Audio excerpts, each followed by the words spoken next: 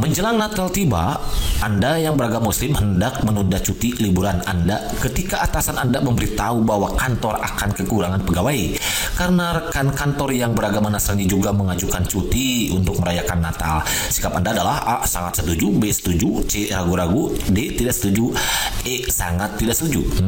Kalau seperti ini berarti kita harus peka terhadap perbedaan budaya. Kita yang beragama Muslim berarti kita harus peka bagaimana kita menghargai rekan kita yang sedang melaksanakan yang akan merayakan Natal gitu, akan ngambil cuti gitu ya untuk merayakan Natal ini. Berarti kita yang Muslim yang tidak berhalangan, kita tunda aja cutinya. Nah ini kepekaan terhadap perbedaan. Karena kalau semua mengajukan cuti nanti kantor sepi.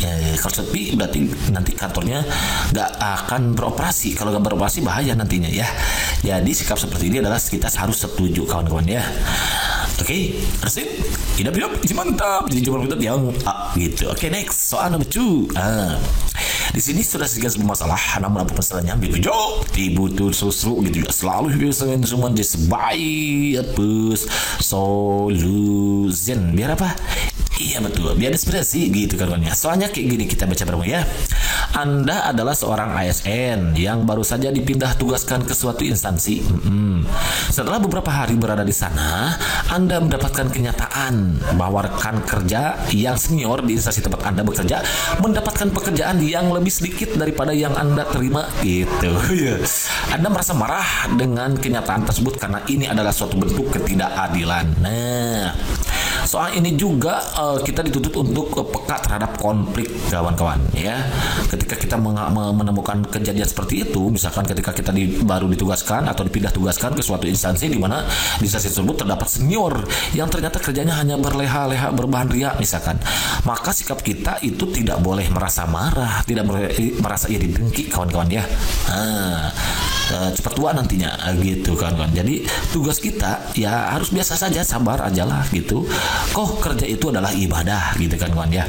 Biarkan kita bekerja setulus hati karena yang namanya rezeki itu tidak akan tertukar, apalagi menyasar, kesasar gitu ya. Oke, jadi kalau kita sikapnya seperti ini, marah itu sangat tidak setuju kawan-kawan ya. Jadi jawaban itu yang begitu kan Arset. Hidup mantap. Kalau mantap ini brong. Jadi jangan marah-marah ketika kita menemui rekan kerja kita yang kerjaannya lebih sedikit dibandingkan kita. Bukannya kerjaan kerja, karena nanti biarkan seleksi alam gitu. Karena Tuhan juga menilai gitu. Kita kerjakan apa yang bisa kita kerjakan karena kerja itu ibadah. Biarkan Tuhan nanti yang membalasnya gitu kan. Ya, berikan pelayanan yang terbaik. Oke, next number 3. Ini soal tentang kepekaan terhadap konflik juga. Oke, number 3. Di sini sudah sedikit sebuah masalah, namun apa saja butuh susru gitu ya. Selalu ya masalah zaman jadi sebaik solution. Biar apa? Iya betul, biar inspirasi gitu karganya. Soalnya kayak gini kita ya. Anda adalah seorang ASN yang baru saja ditempatkan di suatu instansi. Suatu hari instansi tempat Anda bertugas mengadakan rapat dinas. Pada saat Anda mengemukakan pendapat, ada rekan Anda yang menolak pendapat saya dalam rapat tersebut. Saya menahan emosi dan tetap tenang dengan proses tersebut. Nah, tidak ada. Oke, seorang ASN lalu apa? Mungkin di antara kita pernah ya kan menemukan adanya perbedaan pendapat sesama rekan sejawat, apalagi kita sifatnya ASN baru ya. Kalau ASN baru lebih baik kita nggak usah emosi, kita tahan, sabar, tenang gitu ya. Perbedaan pendapat itu bagus karena negara kita adalah negara demokrasi gitu ya. Perbedaan pendapat yang sifatnya membangun itu bagus juga. Jangan kita dendam. Gara-gara beda pendapat kita dendam, nggak boleh seperti itu. Jadi saya menahan emosi dan tetap tenang dengan peristiwa adanya perbedaan pendapat ditolak gitu. Ya, ini sangat setuju kawan-kawan nih. Kita harus pekat terhadap konflik. Jadi nanti kalau ada konflik kita harus gak usah memperkeruh konflik gitu kan ya. Jadi jawaban yang begitu kan asik. Hidup mantap. Kalau mantap next number 4. Ini kepekaan terhadap perbedaan budaya ya. Di sini sudah sedikit sebuah masalah, namun apa saja butuh susru gitu ya. Selalu happy masalah cuma disebaya solution. Biar apa? Iya betul, biar inspirasi gitu kan ya. Soalnya kayak gini kita bareng ya. Anda adalah seorang ASN yang baru saja ditempatkan di suatu instansi yang bisa dikatakan berada di suatu pelosok. Setelah beberapa bulan bertugas di sana, Anda merasa ada sesuatu yang berbeda dengan perasaan Anda. Perasaan apa kan itu? Apakah menemukan gadis atau bagaimana gitu ya? Anda merasa kurang nyaman. Oh, ternyata kurang nyaman dengan lingkungan instansi Anda bertugas karena mayoritas rekan kerja berasal dari daerah tertentu. Mungkin ini adanya perbedaan itu tadi ya. Jadi ada rekan kerja yang berbeda budaya, jadi kita merasa tidak nyaman. Bagaimana sikap kita? Kalau kita merasa kurang nyaman, berarti ini negatif. Berarti harusnya kalau negatif harusnya lawannya positif gitu ya. Berarti jangan sangat setuju, tapi sangat tidak setuju. Kalau merasa jadi buat nyaman gitu kawan-kawan ya. Kita ASN tugaskan gitu kemanapun berada, tugasnya adalah sebagai perekat dan pemersatu kawan-kawan, perekat dan pemersatu. Jadi kawan-kawan silakan searching di Undang-Undang nomor 15 Undang ASN kalau nggak salah, di sana dikatakan bahwa fungsi ASN itu diantaranya adalah perekat dan pemersatu perbedaan gitu. Bagaimana kita menghadapi perbedaan gitu. Jadi dalam kasus ini kita merasa kurang nyaman itu harus sangat tidak setuju. Jadi jawaban yang betul ya begitu kan teman. Izin mentok.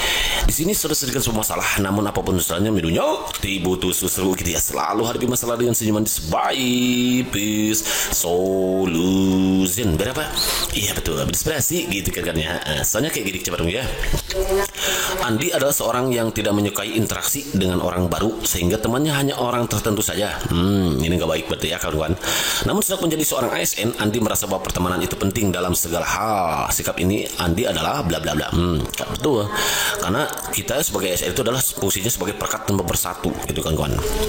Kalau sikapnya seperti ini berarti sikap Andi adalah A. Mencoba berkenalan dengan mengikuti organisasi yang disukai, B. Mencoba mengenal orang-orang dalam organisasinya terlebih dahulu, C. Menunggu ada teman yang mengajaknya berkenalan terlebih dahulu, D. Mengikuti rekan yang populer untuk memudahkannya mempelajari cara berkenalan dengan orang baru, E. Hanya berkenalan dengan yang populer, dengan begitu ia bisa langsung mendapatkan teman yang banyak gitu.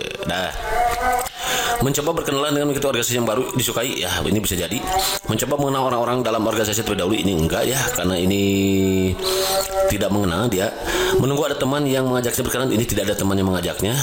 Mengikuti rekan yang populer, tidak ada yang diikuti, ini sama Andi. Hanya berkenalan dengan orang yang populer, tidak ada orang yang populer. Jadi yang memungkinkan adalah bahwa sikap Andi ini adalah hanya mencoba berkenalan dengan mengikuti organisasi yang disukai gitu. Kebetulan dia seorang ASN, maka kewajibannya adalah menyukai orang yang ada di sekitarnya gitu ya.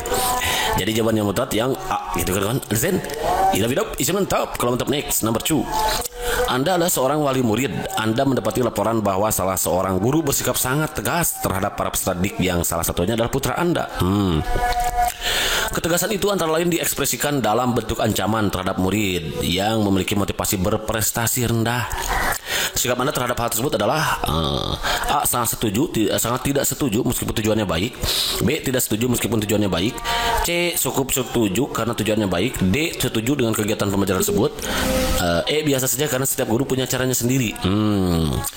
Jadi kalau kita mendapati seorang guru, kemudian guru itu dia tegas ya, dan ketegasannya diekspresikan dengan memberikan ancaman, nah bentuk ancaman nih terhadap murid, apalagi murid ini murid kita, maka sikap kita adalah kawan-kawan sangat tidak setuju walaupun tujuannya baik ya. Jadi karena ada bentuk ancaman ya, kalau tidak ada ancaman boleh, tapi kalau sudah bentuknya ancaman berarti ini sangat suatu hal yang negatif. Kalau suatu hal yang sangat negatif berarti ini kalimat negatif nih, ancaman itu kan negatif. Maka tugas kita memilih sangat tidak setuju. Ini wrong ya, cukup setuju karena tujuan baik, ini tidak ada tujuannya baik juga. Ini benar ada tujuannya baik ya, memiliki motivasi rendah. Apa tujuannya ya? Tujuannya mungkin meningkatkan motivasi yang berprestasi rendah gitu ya kawan-kawan ya.